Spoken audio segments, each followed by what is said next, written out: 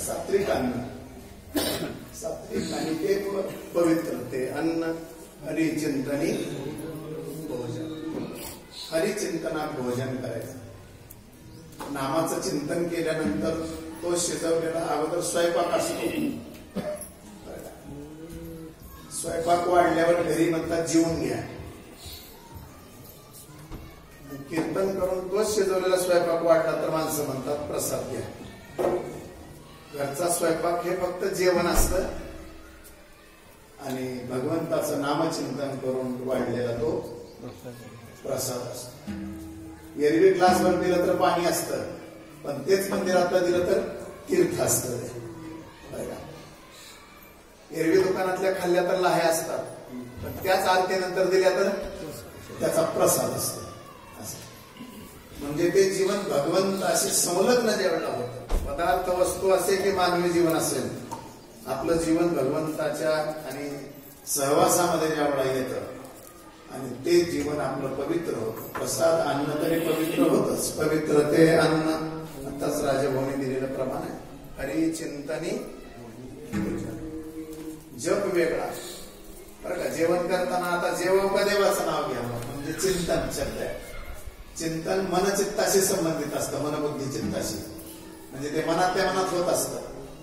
जिभेनं तर घास आपण मध्ये ढकलतो, दाताने चावतो, तोंडाने नाम घेता येत नाही जेवताना, म्हणून चिंतन शब्द वापरलेला आहे संतांनी बरं का.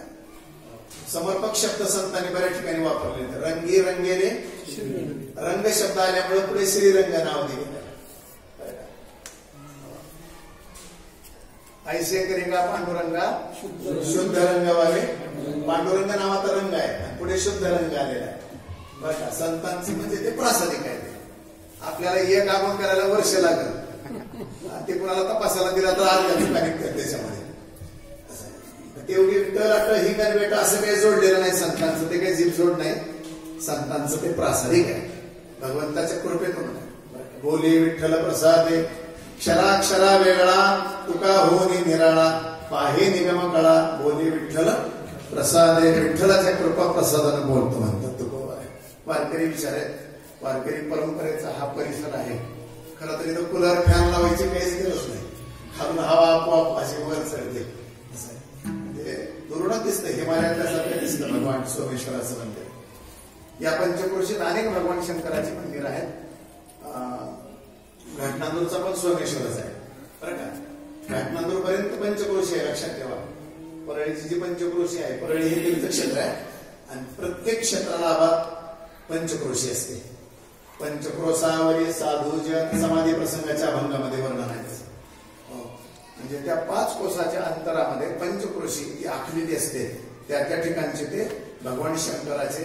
नागापूरचा पंचक्रोशीतला भगवान शंकर आहे तो, लक्षात ठेवा. जिरेवाडीचा सोमेश्वर, मैराळ सिद्ध, धर्मापुरीचा मरळ सिद्ध म्हणतो आपण, त्याचा मैराळ सिद्ध आहे मूळ नाव असं. सिद्ध प्रसिद्ध हेमाद्री पंथाने स्थापन केलेलं हेमाडपंथी मंदिर आहे. हेमाडपंथ म्हणजे 9व्या शतकातली रचना आहे. हेमाद्री पंथाचं अपभ्रष्ट काय झालं, हेमाडपंथी झालं. आपल्याला म्हणता येत नाही, त्याच्यामुळं जुन्या लोकांनी हेमाद्री पंथाला हेमाडपंथ म्हणलेलं आहे असं आहे. म्हणजे अनेक या भगवान वैद्यनाथाच्या आणि पंचक्रोशी ही पवित्र भूमी आहे.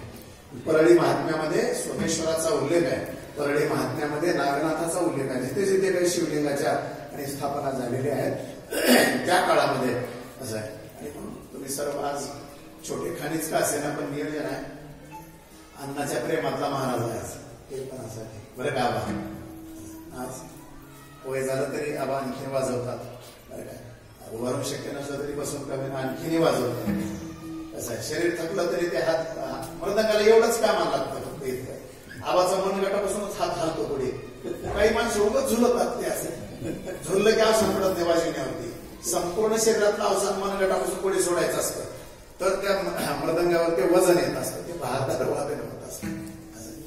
त्याचं नाव आहे खुशाल आहे. खुशाल म्हणजे काय, खुश हाल 2 शब्द आहेत त्याच्यामध्ये बरं का. हाल म्हणजे अवस्था किंवा स्थिती. खुश म्हणजे माणूस खुश राहतो सदा. खुश हाल आहे म्हणजे